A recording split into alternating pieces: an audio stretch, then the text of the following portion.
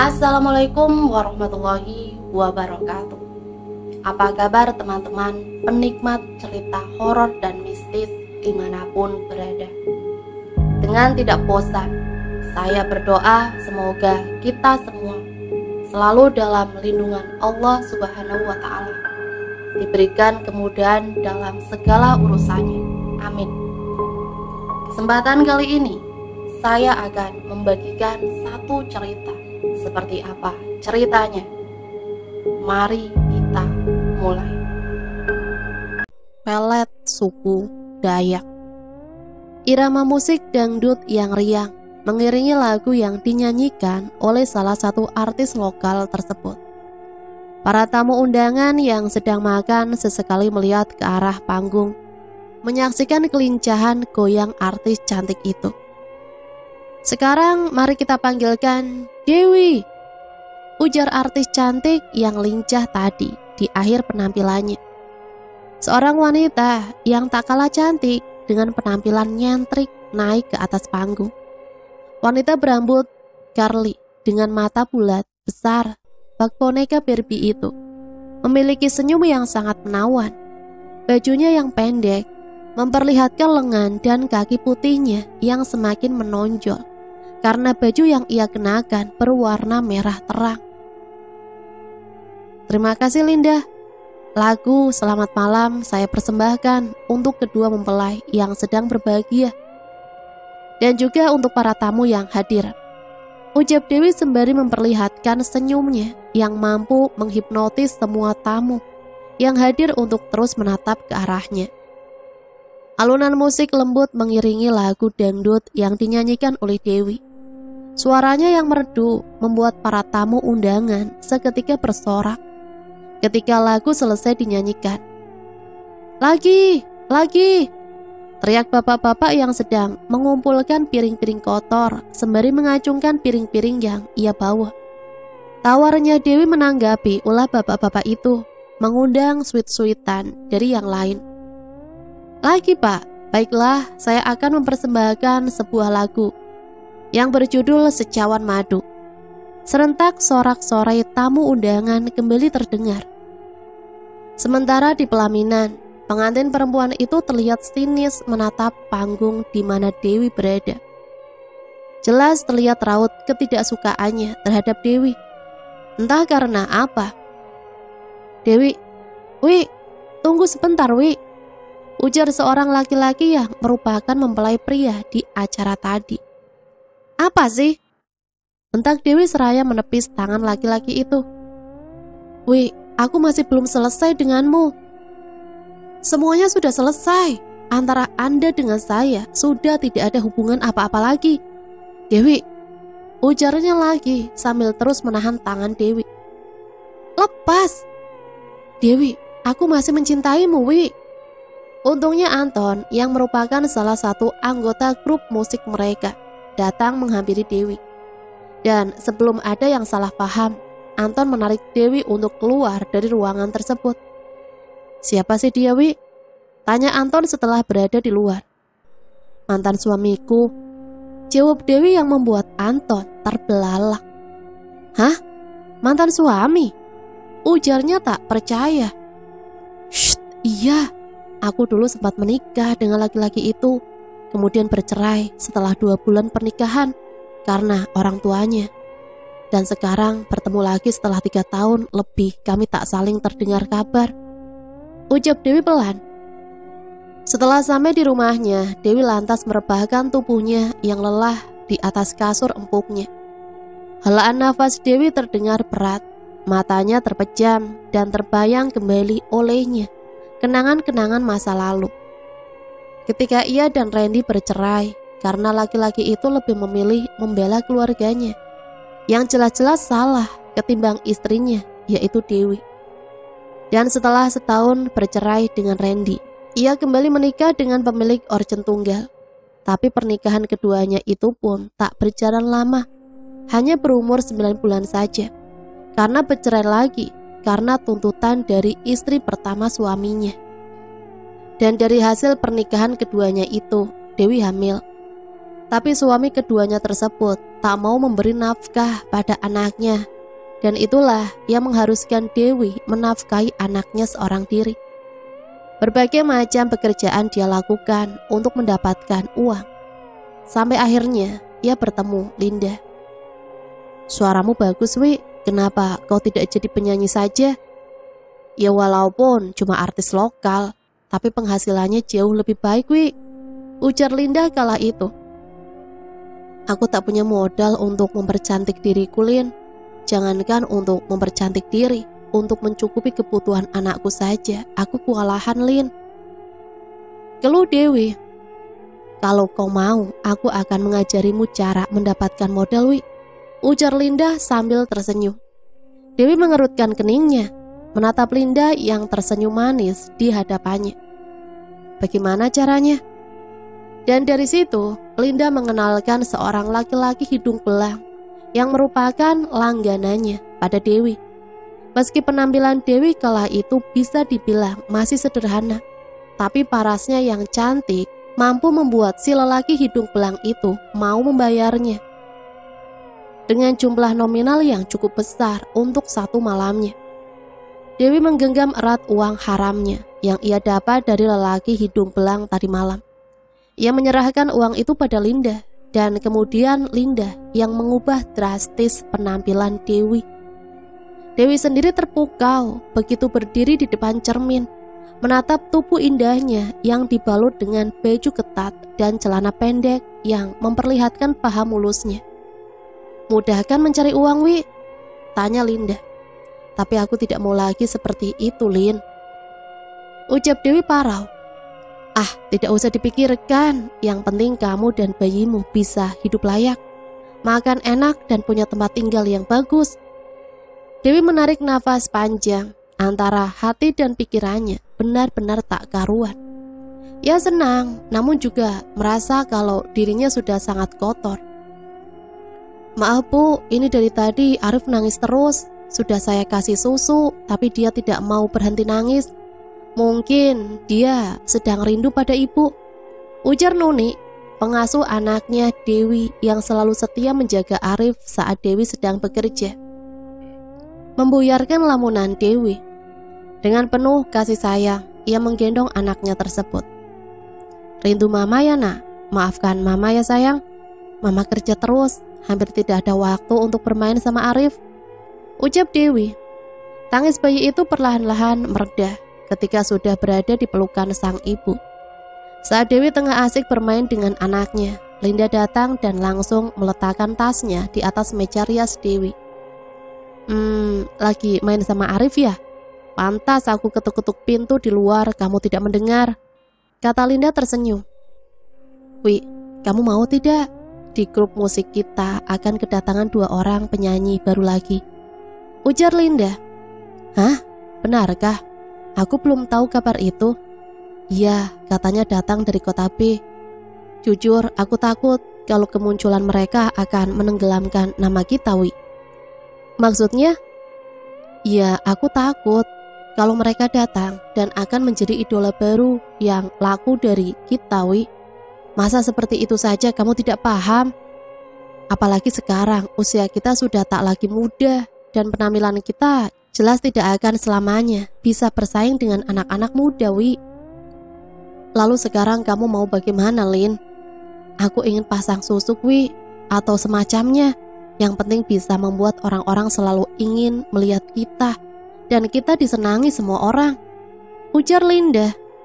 Dewi mengerutkan alisnya. Ia meletakkan tubuh bayi Arif ke atas kasur, lalu duduk sambil menatap Linda. "Kamu serius? Memangnya ada yang seperti itu?" "Ya tentu ada. Aku tahu tempat dukun yang bagus di pedalaman." "Oh iya, lalu kenapa kau tak pergi, Lin?" "Karena aku ingin mengajakmu," jawab Linda singkat. Tapi setelah dibujuk oleh Linda, akhirnya Dewi pun mau ikut bersama sahabatnya tersebut. Pada hari yang sudah ditentukan, Linda dan Dewi lantas berangkat menuju ke desa yang disebutkan oleh Linda. Perjalanan yang cukup panjang mereka lewati dengan menaiki mesin cis. Di dalam mesin cheese itu, Dewi duduk bersebelahan dengan seorang pemuda yang menggunakan jaket hitam dan celana jeans pendek. Wajahnya cukup tampan dan sangat ramah sekali. Itu terbukti ketika Linda dan Dewi keluar dari mesin cheese itu. Si pemuda tersebut membantu memegangi tangan Dewi dan membawakan tas yang dibawa oleh Dewi dan Linda sampai ke atas pelabuhan. "Terima kasih ya, Dek," ucap Dewi seraya memberikan uang 100 ribuan pada si pemuda tampan. "Tidak usah, aku ikhlas. Oh ya, perkenalkan, namaku Satria." Dewi. Saat Dewi dan Linda naik ojek, Satria masih menatap mereka sampai menghilang di tikungan.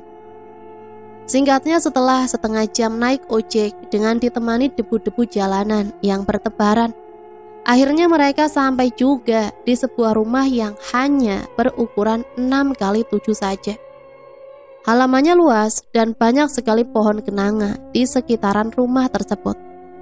Saat Dewi menginjakan kakinya di pelataran rumah itu, Dewi merasakan hawa-hawa aneh yang janggal. "Mau cari siapa?" tanya seorang wanita yang sebaya dengan mereka. "Kami berdua mau ketemu sama Kai Anum," jawab Linda. Wanita itu mengangguk dan mempersilahkan mereka berdua untuk masuk ke dalam rumah.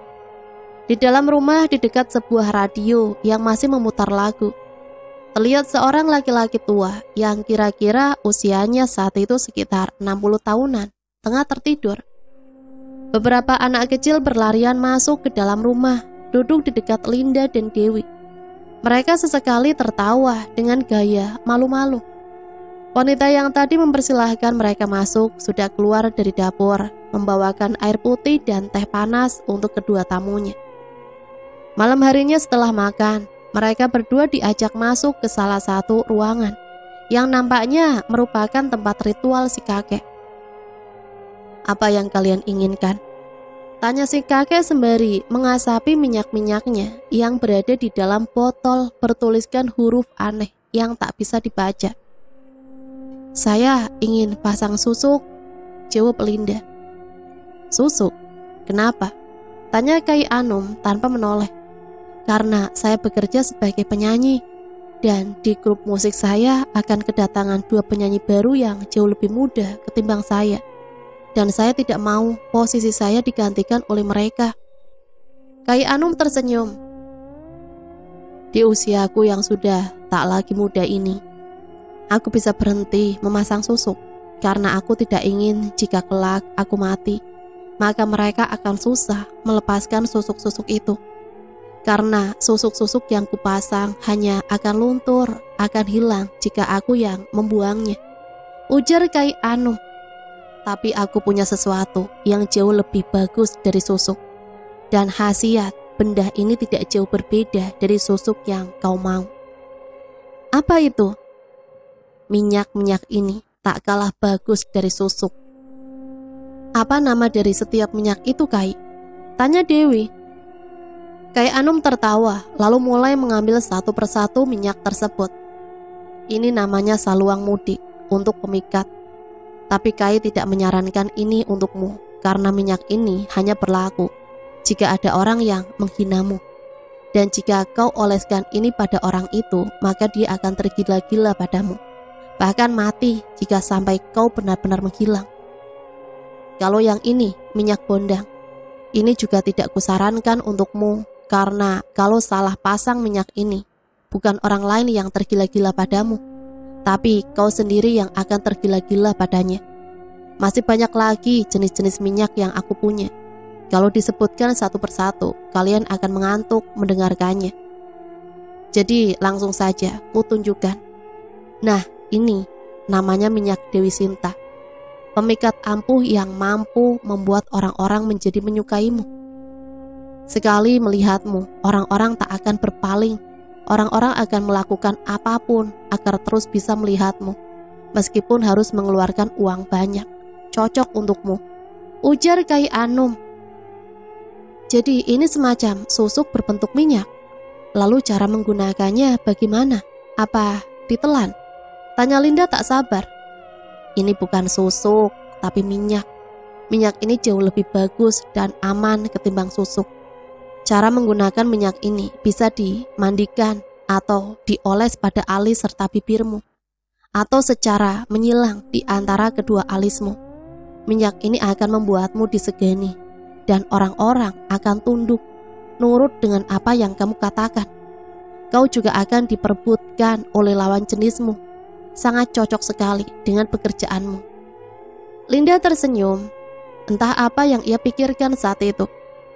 Berapa yang harus saya bayarkan untuk bisa mendapatkan minyak itu, Kai? Tanya Linda antusias.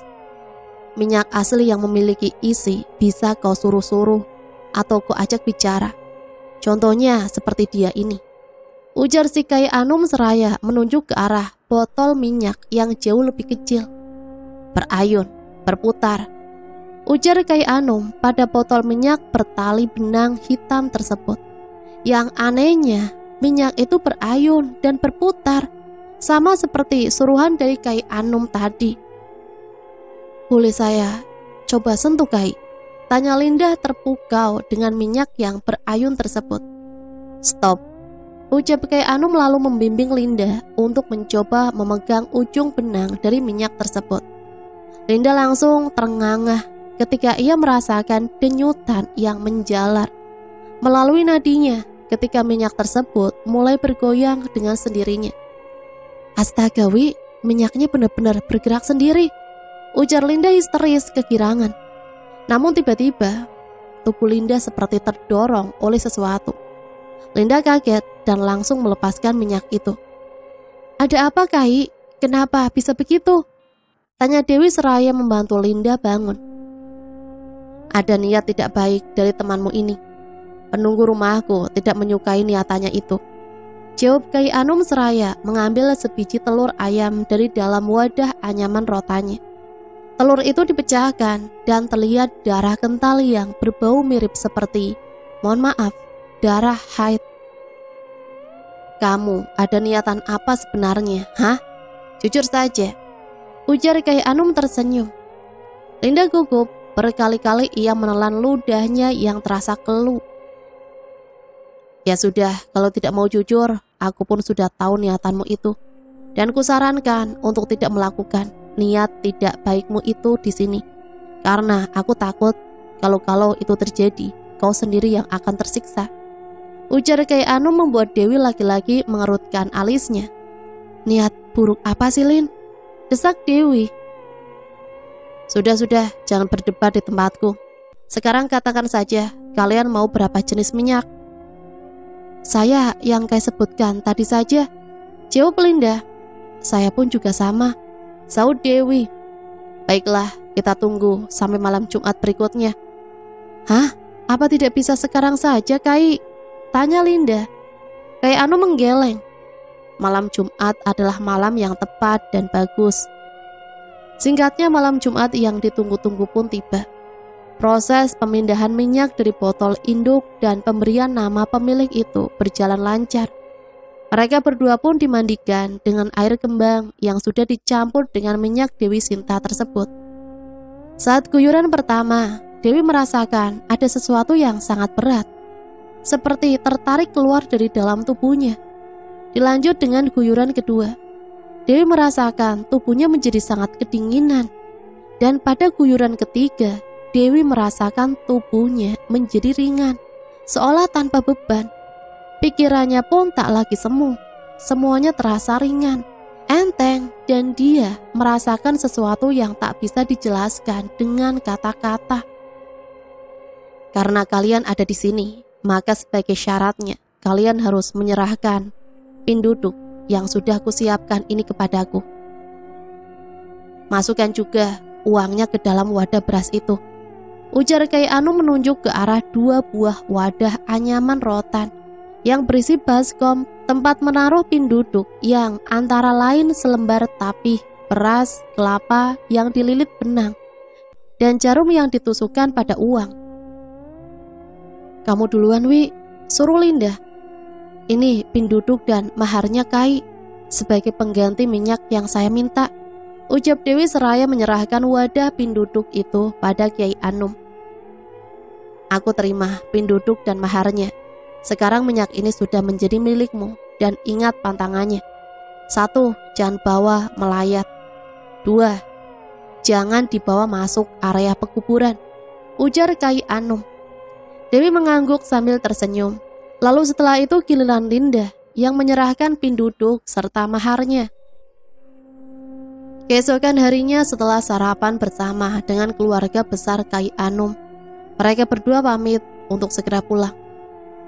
Sebulan setelah minyak itu berada di tangan mereka, pekerjaan mereka perlahan-lahan semakin lancar dan dalam seminggu saja mereka bisa meraup jutaan dari hasil saweran.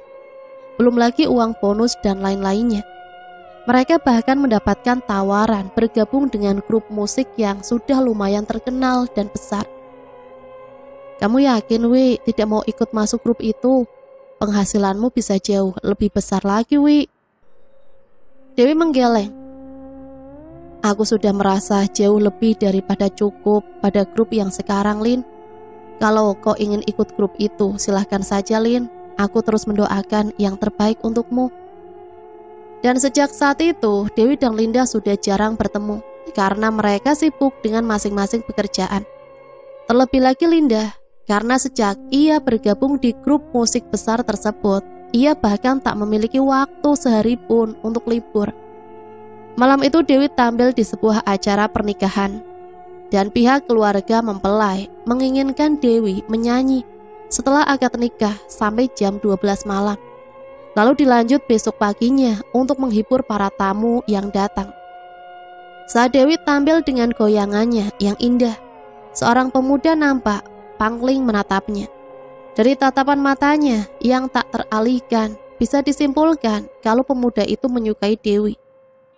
Beberapa laki-laki berpenampilan acak-acakan dengan tangan yang memegang uang kertas terlihat menaiki tangga panggung kayu tersebut. Lalu mereka mulai menari-nari, mengiringi musik dangdut yang ceria. Dewi nampaknya mulai risih ketika salah satu dari laki-laki itu mulai mencolek-colek dagunya. Dimohon sekali pada kalian semua untuk turun dari panggung, ujar Dewi. Namun laki-laki itu tak menggubris permintaan Dewi. Malah sekarang mereka semakin kurang ajar dengan merebut mikrofon di tangan Dewi. Lalu berkata, "Pelacur saja, sombong," ucapnya sambil tertawa. Wajah Dewi memerah mendengar hinaan yang keluar dari mulut laki-laki itu. Dengan refleks, tangannya menampar wajah si laki-laki tersebut. Penonton yang melihat hal itu lantas berteriak dan mencaci maki laki-laki tadi. Bahkan ada beberapa orang yang melempari mereka dengan gelas air mineral. Laki-laki yang tak terima dicaci maki oleh penonton langsung melampiaskan amarahnya pada Dewi. Laki-laki itu mendorong Dewi. Tubuh Dewi terjatuh. Pergelangan kakinya yang memakai sepatu tinggi itu terasa sangat sakit sekali. Sementara anggota grup lainnya yang tak terima artisnya diperlakukan seperti itu malah terlibat perkelahian dengan gerombolan laki-laki tersebut. Keadaan pesta malam itu benar-benar kacau.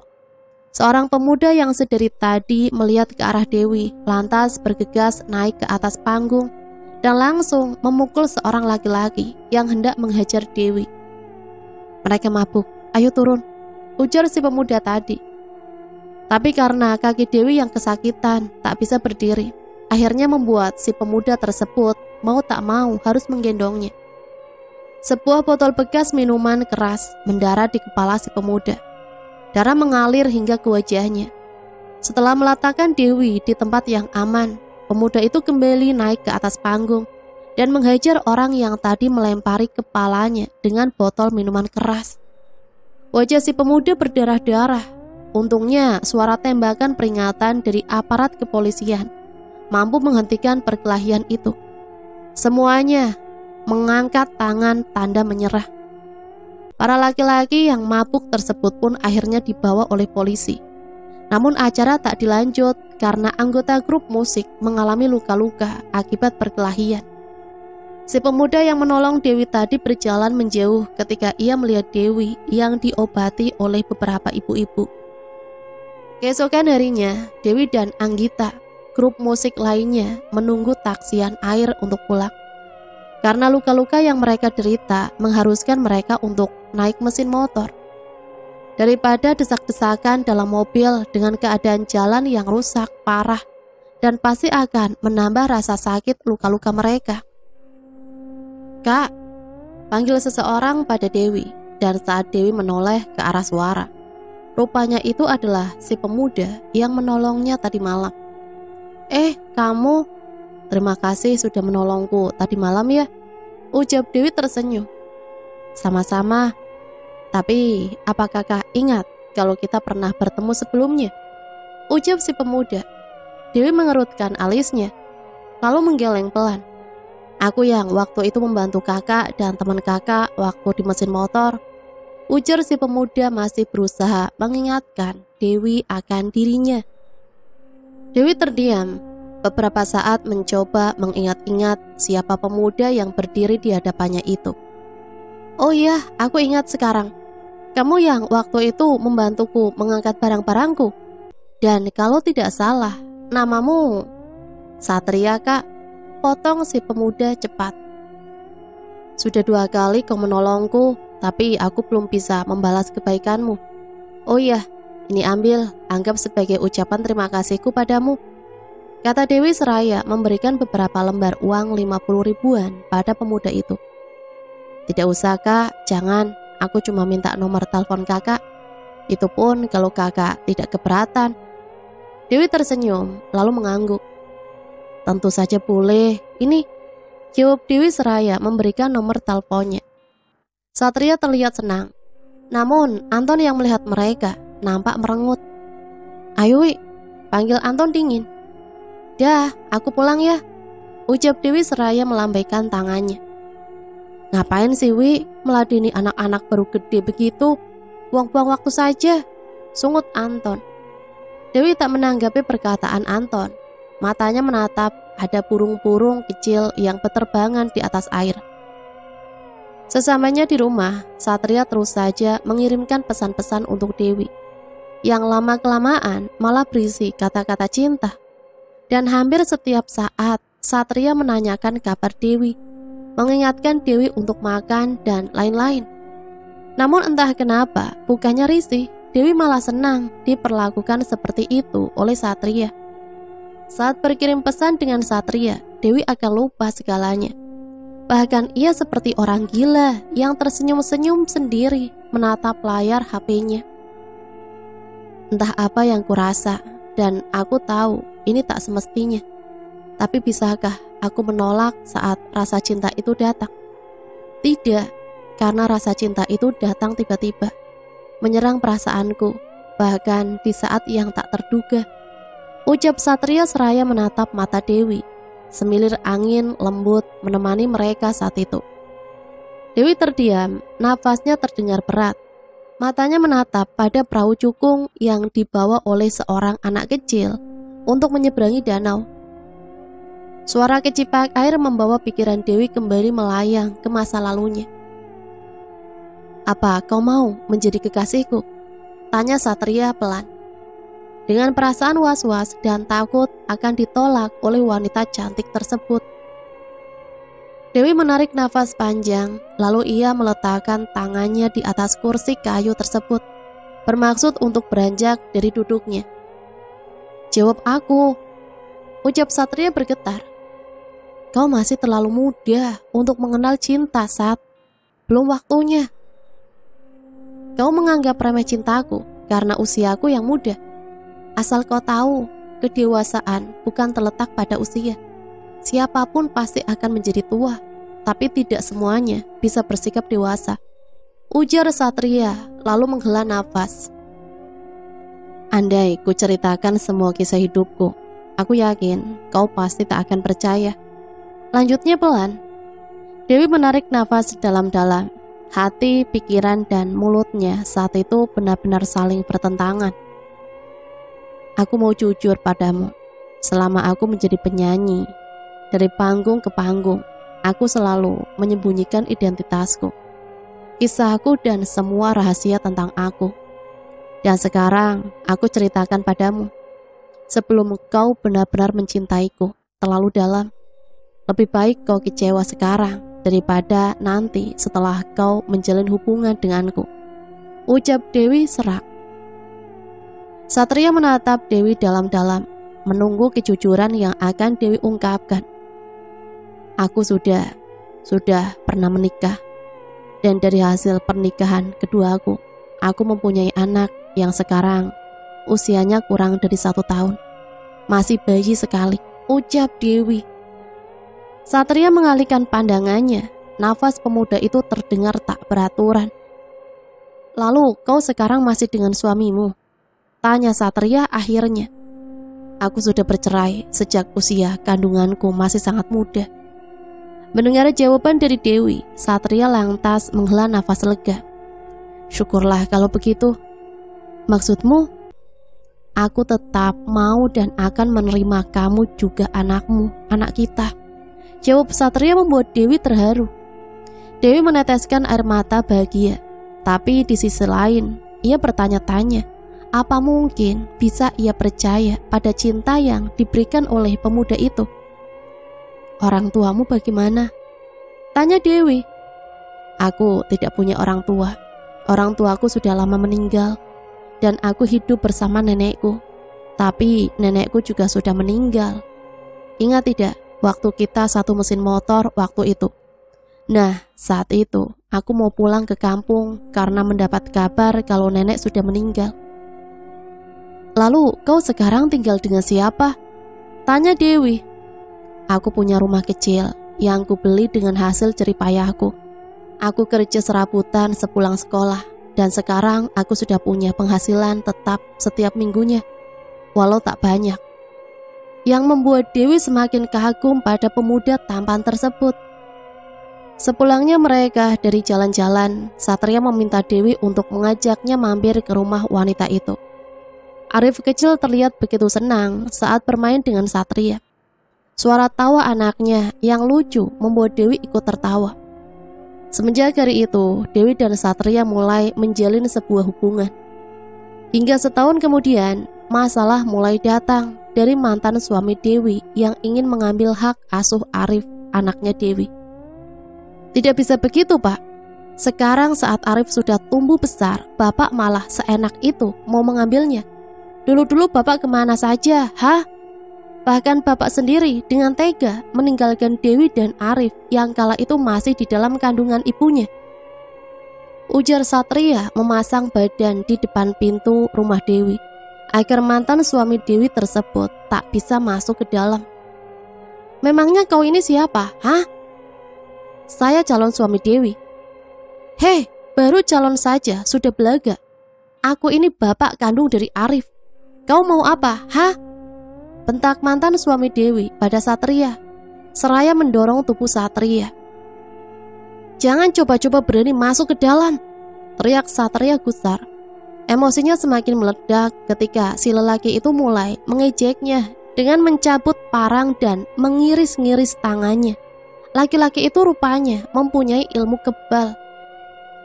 Tutup pintunya, ujar Satria pada Dewi yang sedari tadi bersembunyi di belakang pintu. Dewi mendengar dari percakapan antara Satria dan mantan suaminya itu bahwa ternyata mantan suaminya Dewi rupanya sudah menceraikan istrinya dan bermaksud untuk rujuk kembali dengan Dewi.